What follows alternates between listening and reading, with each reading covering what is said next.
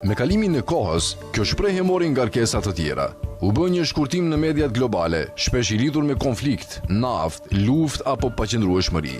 Megjithatë, territoret që përfshihen në këtë term shtrihen nga Mesdheu deri në Qirin Persik, nga civilizimet e lashta persiane deri te zemrat arabe.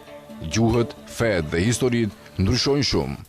Kritikët argumentojnë se ky emër e rrafshon këtë shumëllojshmëri në një blok të vetëm në hartë. E njëjta logjik që krijoi lindjen e mesme, solli edhe lindjen e afërt dhe lindjen e largët. Secili term vendoste Europën në qendër dhe përshkruante të tjerët sipas distancës nga ajo.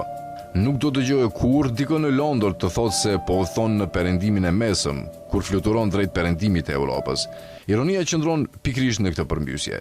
Fakti që lindja e mesme tingëllon kaq normale tregon sa thellë është rrënjosur kjo gjuhë.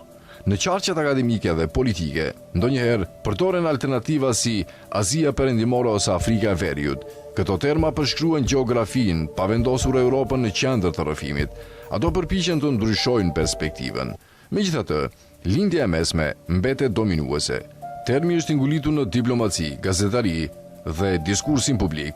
Ndryshimi i tij do të kërkonte më shumë se sa thjesht një emër të ri, do të nënkuptonte të vihej në pikpyetje kush ka të drejtën të emërtojë rajonet e botës.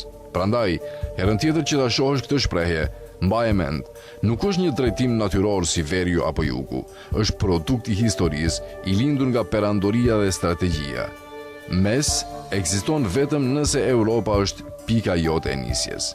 Dhe ky detaj vogël ndryshon mënyrën se si duket harta.